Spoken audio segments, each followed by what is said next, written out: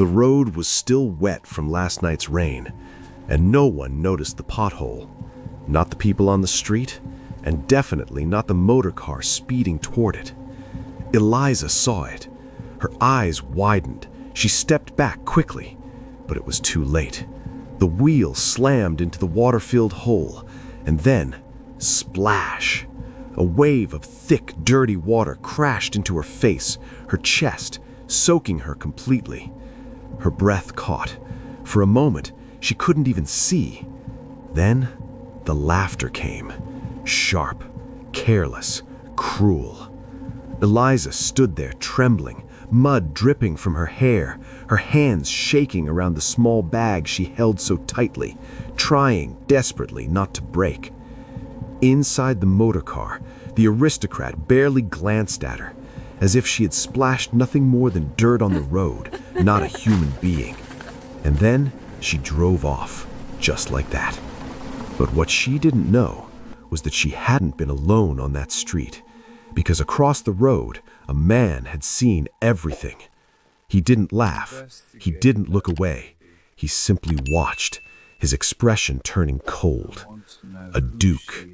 And in that quiet moment, while the world moved on like nothing had happened, he made a decision, one that would change that girl's life forever and quietly destroy the woman who thought she was untouchable. If you've ever been overlooked or treated unfairly, this story is for you. Like and subscribe, and let's see how this ends. And don't forget to tell us where you're watching from in the comments. We'd truly love to know how far our stories have reached. The road into Ravenshire Borough still glistened from the night's rain, its uneven stones holding shallow pools of brown water that reflected the dull morning sky. A thin mist lingered over the street, clinging to passing figures like a second skin. Shopkeepers had not yet opened their doors, and only a few early workers moved quietly along the roadside, heads lowered against the cold. Eliza Whitmore walked carefully along the edge of the street, lifting her skirt just enough to keep it from soaking through. The fabric was worn from years of use, its color faded in places where it had been washed too often in harsh soap. Her boots were thin at the soles, and each step pressed the chill of the ground into her feet, but she did not slow down. In her hand, she carried a small cloth bundle tied neatly at the top. Inside was a slice of yesterday's bread and a pair of cleaning gloves she had patched herself the week before. Her thoughts were not on the cold or the damp. They were on Clara. She pictured her younger sister still asleep in their narrow bed, wrapped in a blanket that had grown too short over the years. Clara had smiled the night before, insisting she wasn't hungry so Eliza could have the last of the soup. Eliza had pretended to believe her. That quiet lie stayed with her now, pushing her forward with steady resolve. The closer she drew to the main road, the louder the world became. A carriage passed in the distance, its wheels echoing faintly, but it was the unfamiliar growl of a motor car that drew her attention. The sound was sharp and mechanical, cutting through the morning stillness with impatience. Eliza glanced up. The motor car came into view quickly, polished metal catching what little light the sky offered. It moved faster than anything else on the road, its presence forcing pedestrians to step aside instinctively. Eliza's gaze shifted downward just in time to notice the pothole ahead, filled to the brim with murky rainwater. Her heart skipped. She stepped back, trying to move out of reach. The car did not slow. Its wheels struck the water with force, sending a heavy wave outward. The impact came before she could turn away. Cold, dirty water crashed into her face and chest, soaking through her dress and underlayers in an instant. The force of it made her stagger slightly, her grip tightening around the small cloth bundle in her hand. For a moment, she could not see. Mud clung to her eyelashes, her cheeks, her lips. The street fell silent. Then came the laughter. It drifted from the motor car, light and careless, as though the moment were amusing rather than cruel. The vehicle slowed just enough for the window to lower halfway. Inside sat Lady Vivian Ashcroft. Her posture was relaxed, her gloved hand resting elegantly against the door. A faint smile touched her lips as she looked at Eliza, her gaze passing over her without recognition, as one might glance at something inconvenient on the road. "You should be more careful where you stand," she said, her tone calm, almost bored. There was no apology, no pause. The window slid shut, and the motorcar pulled away, its engine fading into the distance. Eliza remained where she was. Water dripped steadily from her hair, trailing down the sides of her face and soaking into the collar of her dress. The cold pressed deeper now, settling into her bones. Her fingers trembled slightly around the small bundle in her hand, but she did not drop it. People nearby had seen. A man across the road shifted his stance but said nothing. Another woman looked briefly, then turned away. The moment passed for them as quickly as it had come. Eliza lowered her gaze and wiped her face with the edge of her sleeve, smearing the mud rather than removing it. Her chest rose slowly as she forced herself to breathe evenly. The sting behind her eyes threatened to break through, but she held it back with quiet determination. She stepped forward again. Each movement was deliberate, controlled, as though nothing had happened. Across the street, a dark carriage stood still, its presence almost unnoticed among the morning haze. Inside, Duke Alastair Ravenshire watched without speaking. He had seen the hesitation in her step before the impact. He had seen the moment she was struck. More than that, he had seen what followed, the way she held herself, the refusal to collapse under the weight of humiliation. His expression remained composed, but something in his gaze sharpened. "That was Lady Ashcroft," Edmund Clark said quietly from beside him, as though stating a simple fact. Alastair did not respond immediately. His attention remained on Eliza as she continued down the road, her figure smaller with each step, yet no less steady. "Find out who she is," he said at last. Edmund inclined his head. "At once, Your Grace." The carriage remained in place for a moment longer. Alastair leaned back slightly, his eyes still fixed on the direction Eliza had gone. The incident had been brief, almost insignificant by society standards, but to him it was not. He had seen enough to know that what had been dismissed as nothing was not nothing at all. By the time Eliza reached Ravensheer Grand House, the damp had settled deeply into her clothes. The grand iron gates stood open, revealing a courtyard already alive with movement. Servants crossed from one wing to another, carrying linens, trays, and coal buckets, each person focused on their own task. No one paused when they saw her. She stepped inside through the servants' entrance, careful not to leave visible marks on the polished floor, though the hem of her dress still dripped faintly. The warmth inside the building did little to comfort her. It only made the cold water against her skin feel heavier. Mrs. Agatha Pembroke noticed her immediately. "Miss Whitmore," she said, her voice firm and controlled, "you are late." Eliza lowered her gaze. "Yes, ma'am." Mrs. Pembroke's eyes moved over her appearance, taking in the damp fabric, the stains, the strands of hair clinging to her face. There was no softness in her expression. "This is a house of order. Guests will arrive this afternoon. I expect every surface to reflect that. You will change and report to the East Corridor." "Yes, ma'am." There was no question, no concern, only expectation. Eliza moved quickly toward the small changing room, removing her soaked garments and replacing them with a spare uniform that carried the faint scent of starch and lavender. The fabric was slightly too large, but it was dry. That was enough. She tied her hair back neatly, though a few strands refused to stay in place, and stepped back into the corridor with steady composure. The work began immediately. Polishing brass fixtures until they reflected the light of the chandeliers above, dusting carved wooden panels that had not been touched in weeks, carrying buckets of water that grew heavier with each trip. The rhythm of the tasks left no space for lingering thoughts, yet her body felt the strain of every movement. Around her, other maids worked in silence. A few glanced in her direction briefly, their expressions unreadable, before returning to their duties. No one asked what had happened. No one offered assistance. At midday, she was given a short break. Eliza stepped outside to the back of the house, where a narrow strip of stone ran along the wall. She sat carefully on an overturned crate, smoothing her dress, before opening her cloth bundle. Inside lay the same piece of bread she had carried that morning, now slightly damp at the edges. She held it for a moment, her fingers still. Then she began to eat slowly, taking small bites, making it last. Her thoughts returned to Clara again, whether she had eaten, whether she had remembered to wear her scarf. These small worries stayed with her more than her own discomfort ever did. Footsteps passed behind her, but no one stopped. Inside the main building, far above the servants' quarters, Duke Alastair Ravenshear stood near a tall window, looking down into the courtyard below. His posture remained composed, but his attention was fixed. Edmund Clark entered quietly, carrying a thin file.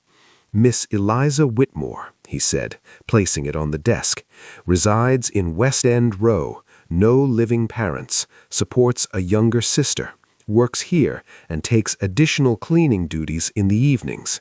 Alastair opened the file, his eyes moving across the neatly written details. There were no signs of complaint, no record of misconduct, only a life built on necessity and persistence. He paused at the small photograph clipped inside. Eliza sat beside a young girl, both of them smiling, despite the simplicity of their surroundings. The image was modest, but it carried a warmth that lingered. "She has no one," Alastair said quietly. "Only the sister, Your Grace." Alastair closed the file slowly. He had seen many lives reduced to numbers and notes on paper, but this one did not settle so easily into distance. The memory of the morning returned to him, not as a passing incident, but as something unresolved. "Send something to the house," he said after a moment. Edmund looked up. "Discreetly?" "Yes." Later that afternoon, as Eliza returned to the servants' corridor, she noticed something unusual. A small paper parcel rested inside her assigned locker. She paused before opening it, glancing briefly around the room. No one seemed to be watching. The others moved about as usual, occupied with their own tasks. She untied the string carefully. Inside, she found a pair of new gloves, soft and well-stitched, along with a wrapped portion of bread and meat that still carried warmth. There was also a folded piece of paper. Eliza hesitated before unfolding it. The writing was simple and steady. "For the one who works with quiet strength." She read the line again, her fingers tightening slightly around the paper. There was no name, no explanation, only the unexpected kindness. For a moment she did not move. Then, slowly, she closed the locker, holding the note in her hand. She did not know who had left it or why. The uncertainty lingered, but it did not bring fear. Instead, it stirred something unfamiliar, a small, steady sense of being noticed. Eliza took a breath and returned to her duties. High above, Alastair stood once more by the window, his gaze distant now. "Small steps," he said quietly. Edmund inclined his head. Alastair did not intend to interfere openly, not yet, but he had already decided. What had begun as observation would not remain that way, not when silence had already lasted too long. The announcement came without warning. Eliza had just finished arranging fresh linens along the east corridor when Mrs. Pembroke called her name. The tone carried its usual firmness, but there was something else beneath it, something measured, deliberate.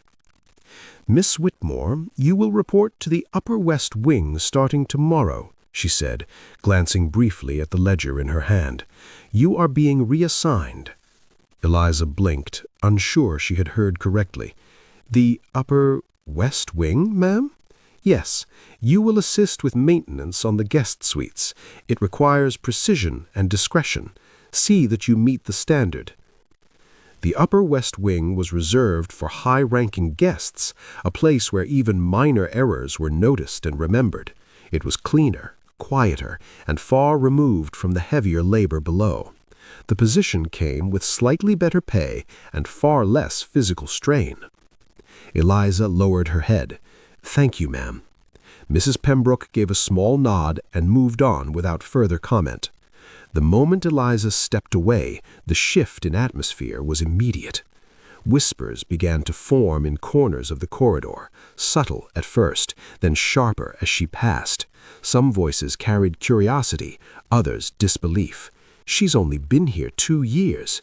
There are others who've waited longer. Something doesn't seem right." Eliza heard them, but she kept her focus ahead.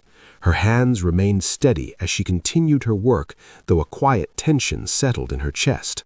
She had not asked for the reassignment, and she could not explain it. That uncertainty followed her into the next morning. The Upper West Wing felt different the moment she entered. The air carried a faint scent of polished wood and fresh flowers. The carpet softened every step, and the light through the tall windows gave the space a calm, almost distant stillness. Eliza moved carefully, paying attention to every detail. Each surface was cleaned with precision, each arrangement left exactly as it should be. She worked in silence, determined not to give anyone a reason to question her presence there. But not everyone watched in silence. Martha Briggs stood near the service entrance, her arms crossed as she observed Eliza from a distance. She had worked in the house longer than most, her experience recognized, but rarely rewarded beyond routine acknowledgement. Her gaze lingered on Eliza with growing irritation. "She walks in here like she belongs," Martha muttered under her breath. Later that afternoon, when the corridors were quieter, Martha stepped into the supply room. Her movements were deliberate as she reached for one of the cleaning mixtures prepared for the upper floors. She lifted the lid, paused briefly, then replaced it with another solution, one far less stable, known to leave surfaces dangerously slick if not handled properly. She set it back in place as though nothing had changed. The following morning, the incident happened quickly. A guest stepped out of one of the suites, crossing the polished floor just moments after it had been cleaned. His foot slipped without warning, and he fell hard against the surface, the sound echoing sharply through the corridor. Within minutes, the area was filled with concerned staff. "Who was assigned here?" the floor manager demanded, his voice tight with urgency.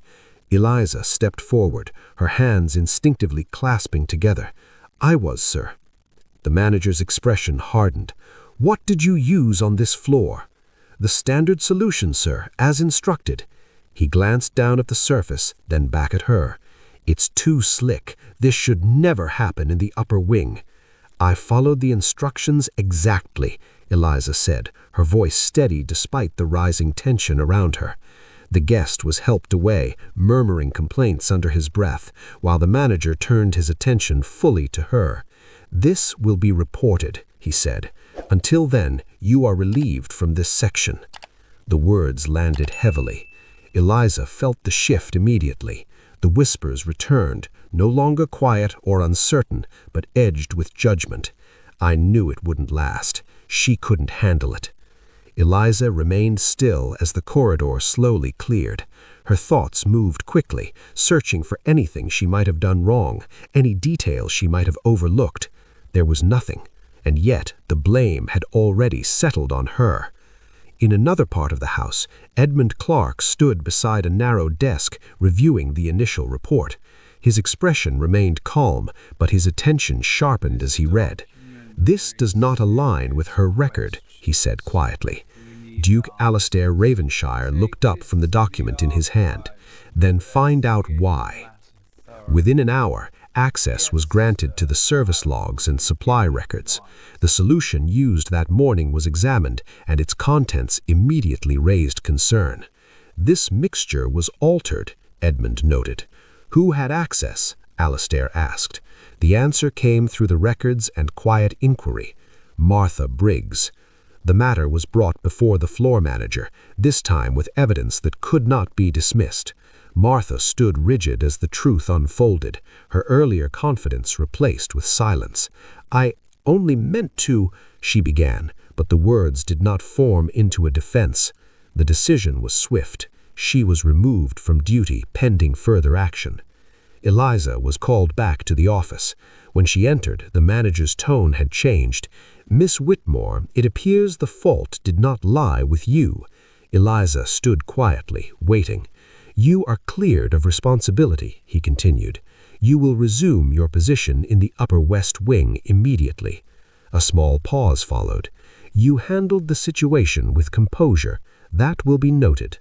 Eliza inclined her head slightly. "Thank you, sir." When she stepped back into the corridor, the atmosphere had shifted once again. The whispers remained, but their tone had softened, replaced now with something closer to reluctant respect. Eliza returned to her duties without hesitation.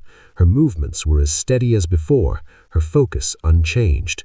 But the test had left its mark, not in weakness, but in quiet strength that refused to be shaken. From a distance, Alistair watched the corridor once more, his expression unreadable. "He holds her ground," he said. Edmund gave a small nod. Alistair turned away slowly. The decision to act had been made earlier. Now it was becoming something more deliberate and far from over. The afternoon light filtered through the tall windows of the Upper West Wing, casting a soft glow across the polished floors. The air carried a faint scent of roses from the arrangements placed along the corridor, and everything rested in a quiet order that demanded careful attention. Eliza adjusted a vase near the window, ensuring each stem sat evenly. Her movements were steady, practiced, and precise. Since returning to this floor, she had worked with even greater focus, aware that every detail mattered. The events of the past days had not shaken her resolve, but they had left her more aware of how quickly circumstances could change. Footsteps approached from behind, measured and unhurried. Excuse me, a voice said. Eliza turned. The man standing before her was dressed simply, though there was nothing ordinary about his presence. His posture was composed, his gaze direct but not harsh. She recognized him faintly as someone who had been seen within the house before, though never introduced. "Yes, sir," she replied. "I was hoping you might assist me," he said. "I've been told this wing is under your care." Eliza inclined her head slightly. "If there's anything you require, I will do my best to help." He glanced briefly at the arrangement she had just adjusted, then back at her. "You take your work seriously." "It is expected of me, sir." "And yet not everyone meets that expectation." She paused, uncertain of how to respond. "I try to do what is required." The man studied her for a moment, as though weighing something unspoken. "My name is Alistair Ravenshire," he said at last. The name settled between them with quiet weight. Eliza's posture shifted almost immediately, her composure tightening as recognition formed. "Your Grace," she said softly, lowering her gaze. "You may look at me," he replied, his tone calm. She lifted her eyes again, though hesitation remained. "I did not approach you as a formality," he continued. "I came because I wished to speak with you directly." Eliza remained still, her hands resting lightly at her sides. "I saw what happened on the road," he said. The words were simple, but they carried more than she expected. The memory returned without effort, the cold water, the laughter, the silence that followed. Eliza held her expression steady. "It was an unfortunate moment, Your Grace." "It was more than that, and what followed mattered just as much." She did not answer. "I have observed your work since that day, your conduct, your consistency, the way you carry responsibility without drawing attention to it." Eliza felt a slight tension in her chest. She had never considered that someone in his position would notice such things. "You have been tested," he said, "and you did not falter." Her fingers tightened slightly against the fabric of her dress. "I only did what I could, Your Grace." "Which is precisely why I am here." There was a pause, quiet but significant. "I would like to offer you an opportunity. Formal training in household management and hospitality. It would allow you to advance beyond your current position should you choose to pursue it." Eliza's breath caught, though she did not move. "The arrangement would be structured," he continued. "You would remain employed here while attending instruction. Your responsibilities would be adjusted accordingly." She looked at him, uncertainty and disbelief crossing her features. "Why would you do this for me?" "Because ability should not remain limited by circumstance," he replied, "and because you have demonstrated more than most who are given far greater advantage." Eliza lowered her gaze briefly, her thoughts moving through everything she had known until now. Work had always been about survival. Advancement had never been something she allowed herself to consider.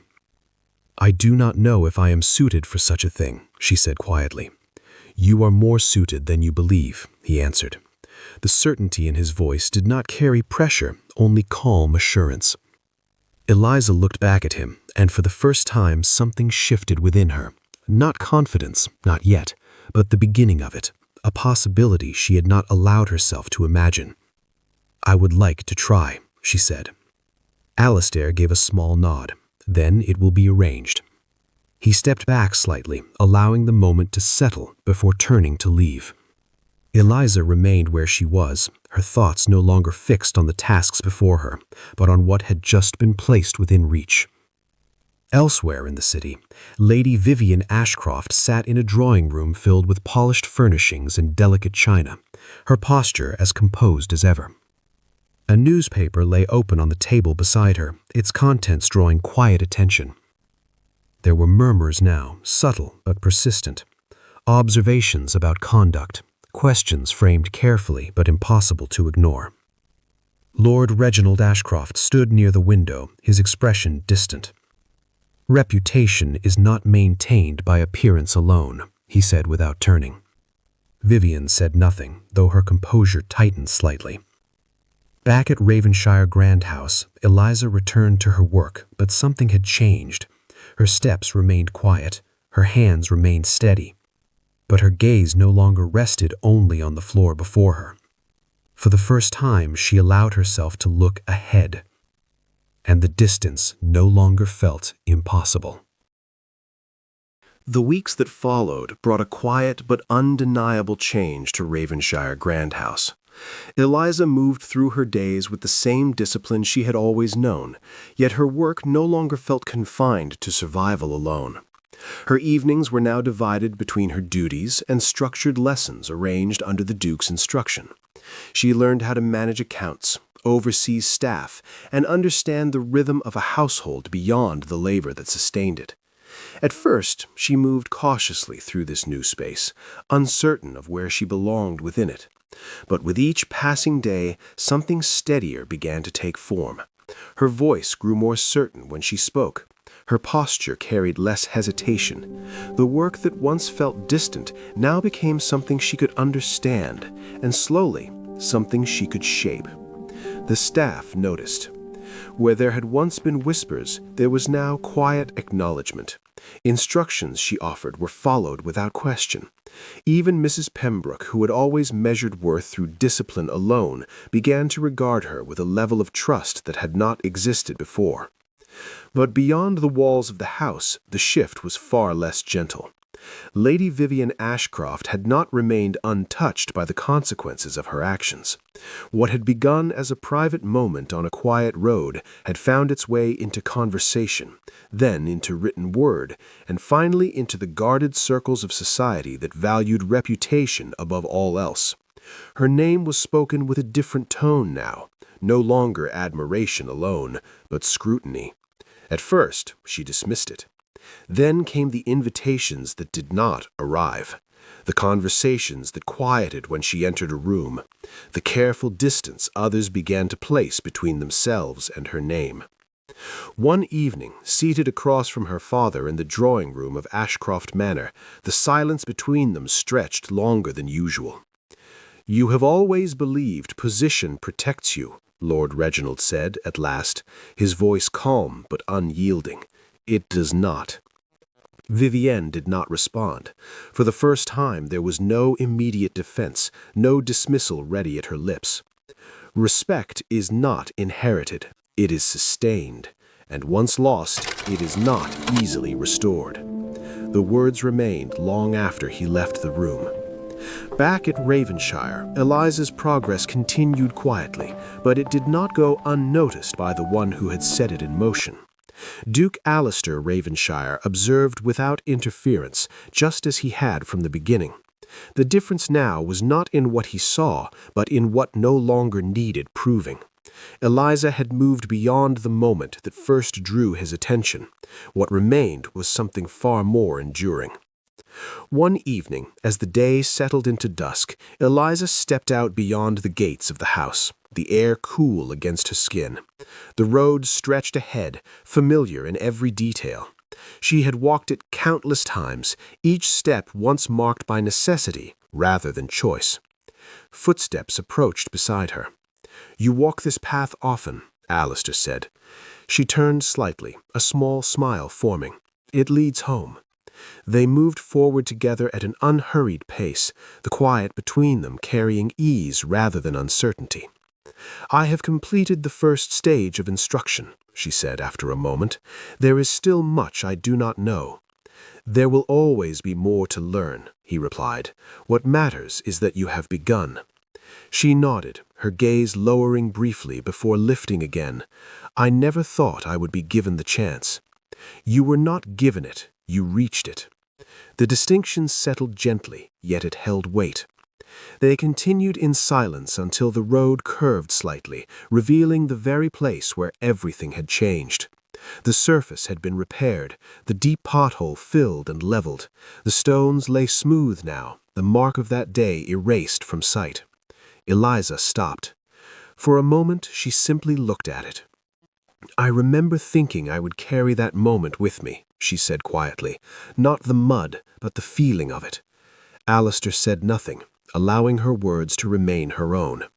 She stepped forward, removing her shoes and placing them carefully at the edge of the road. The cool surface met her bare feet as she walked slowly across it, her movements unhurried, deliberate. "I thought it defined me," she continued, "but it didn't." Alistair followed, removing his own shoes without hesitation. "It revealed you," he said. She turned slightly, meeting his gaze. "Not who you were seen as, but who you are." The weight she had carried for so long no longer held the same place within her. It had been replaced, not by pride, but with something steadier, understanding, worth that did not depend on circumstance. When she stepped to the other side, she paused, then looked back once more. There was nothing left there now.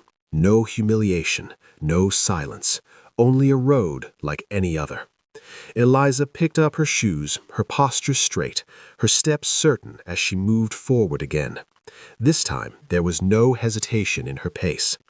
Alistair walked beside her, not ahead, not behind. The distance between where she had been and where she now stood could not be measured in steps alone. It had been built through endurance, through quiet strength that never demanded recognition, yet had earned it all the same. And as the evening light settled over Ravenshire, the story that began with a single careless act did not end in that moment of cruelty. It ended here, in the